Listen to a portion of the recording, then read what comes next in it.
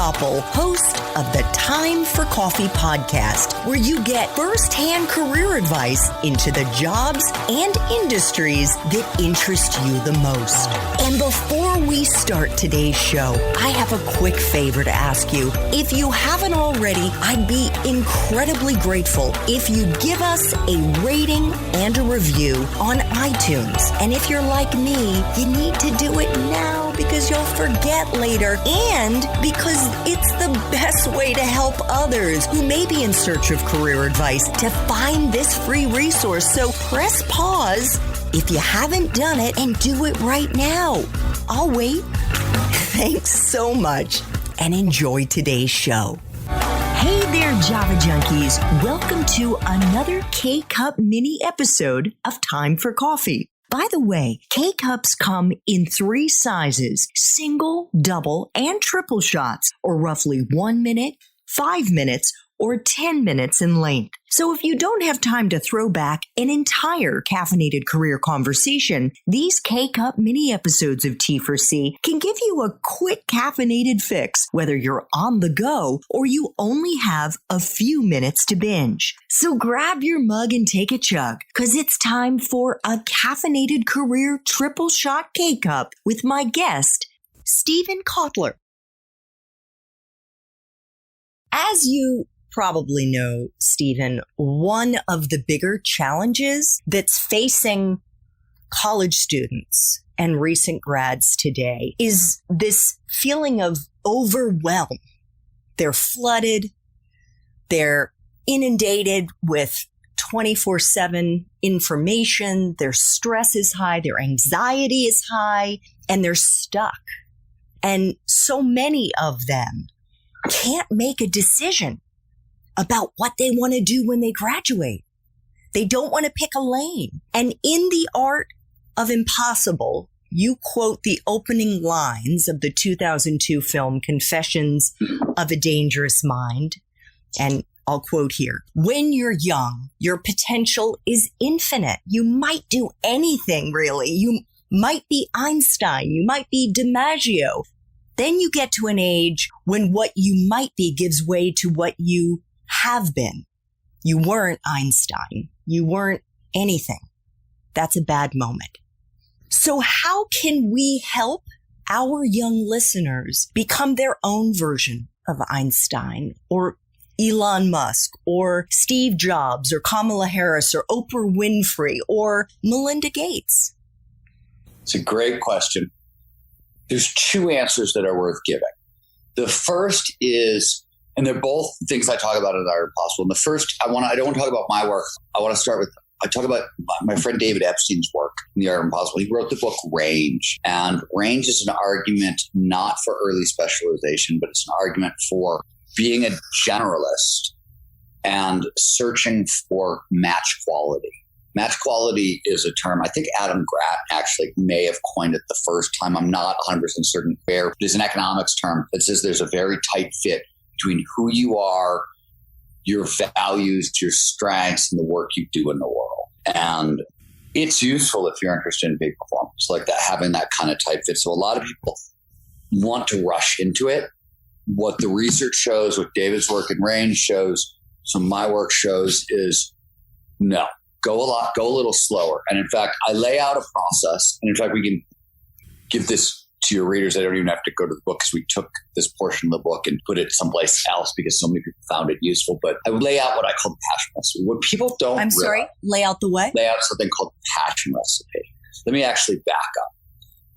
If you're interested in peak human performance, you mentioned earlier that these 4 categories of skill sets: it's motivation, learning, creativity, and flow. The way to think, this is basically, we are all, when I talk about peak performance, I'm saying nothing more or less than getting our biology to work for us rather than against us. That biology, especially if you're on the cognitive peak performance side, right? We're not talking about athletics, we're not talking about sports right now, but on cognitive peak performance, when we talk about our biology, it's 4 sets of skills. There is a bunch of skills that fall under the heading of motivation, and we're going to come back to that in a second. Bunch of skills under the heading learning, creativity, and finally flow, right? Flow is sort of the optimal state of consciousness where we feel our best and we perform our best. And the way to think about this quartet of skills or skill sets is when you're faced with any challenge, right? Motivation gets you into the game.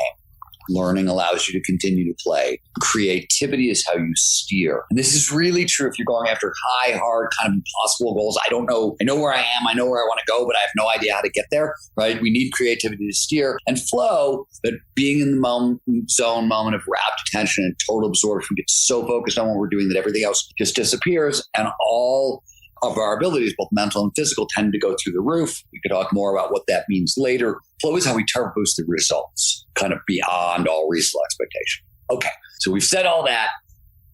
Motivation is where the hunt for peak performance starts. And the research is really clear on this. It says, look, if you want motivation, want to get in the game, you got to start with extrinsic motivation. You actually have to start by earning a living a little bit. This is Maslow's work. This is some other people's work. The basic idea is Daniel Kahneman worked on this. We need to make enough money so we can pay our bills and have a tiny little bit left over for discretionary fun, right? Don't have to be rich. You don't have to be a millionaire. But if you are food insecure, if you don't know how to pay your rent, if you don't know how to feed your kids, there's too much fear in your system. You possibly can overcome it and still perform at your best. But as a general rule, most of us can't. And on a day-to-day basis, most of us can't. So you really sort of like solve that first. And then you want to turn your attention to motivation. And this is sort of the other half of the answer to your question. Once you've sort of taken care of basic needs, right? That's extrinsic motivation. Things will work hard in the world to get money, sex, bang, right? In this case, we're talking about money.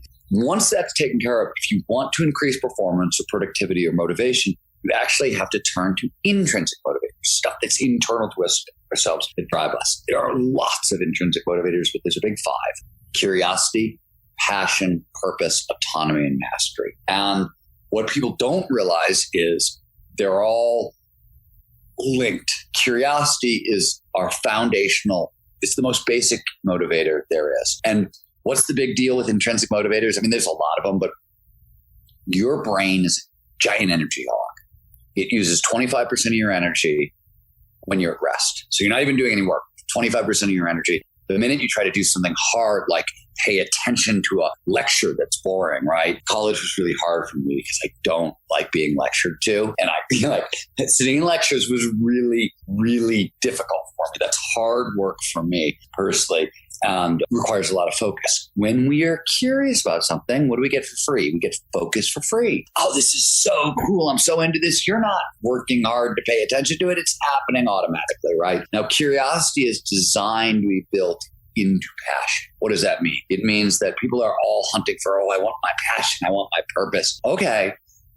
It's a slow process, first of all. And curiosity, what we mean by passion, what passion actually is neurobiologically, it's the intersection of multiple curiosities. The way to think, and curiosity, by the way, this is where people go wrong, is passion is cultivated by curiosity. Curiosity is not a big deal. I'm talking about, when I say curiosity, I mean like whatever it is, it's neat enough to you that if you had if I could stop time and give you a free weekend worth of time, you would read a couple books, attend a lecture, maybe have a couple conversations with some experts, ask some questions, just enough curiosity to spend 2 or 3 days on the subject, right? That's all we're talking about. Passion is the intersection of multiple curiosities. Figure out where 3 or 4 or 5 of your curiosities intersect and play there and learn there and grow there. That's how we grow passion. It's nothing fancier than that. It's nothing more or less. We also hear a lot of younger people today talk about wanting purpose. And what's interesting is I think most of the people who talk about wanting purpose want it for altruistic reasons. They want to do good in the world. From a peak performance standpoint, passion and purpose are really, really actually selfish. Sound altruistic, they're really selfish. And let's put a little meat around that.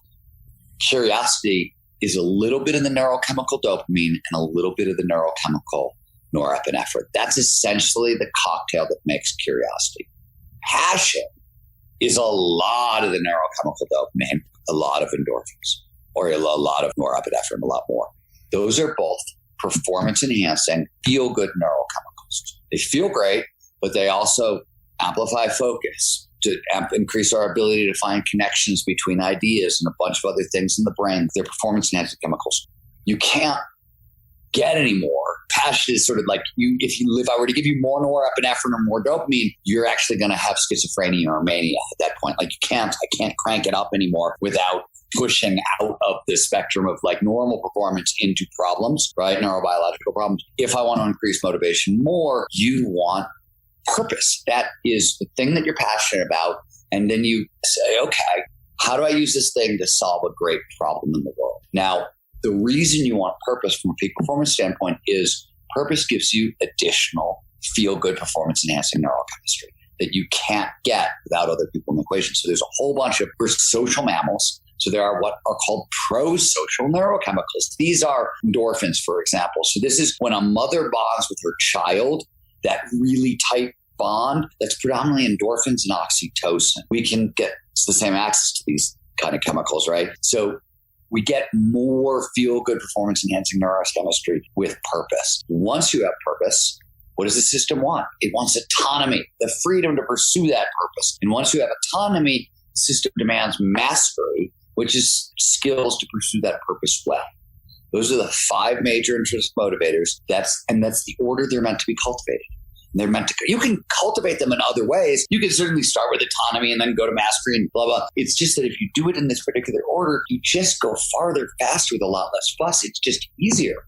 So is the answer to the question how our young listeners can become their own version of fill in the blank person who we say has had a successful passion/purpose driven life, that they need to follow their curiosity, the intersection of several areas of interest that then become a passion, that then become a purpose, that then lead to mastery? Yes.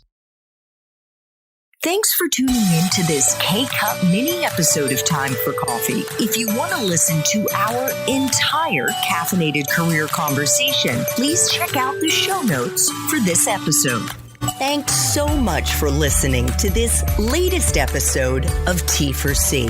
And if you're interested in learning more about my coaching services for confused college students and recent grads, feel free to check out the Time for Coffee website under the coaching tab at time4coffee.org or text me at 202-236-5712. That's 202-236-5712.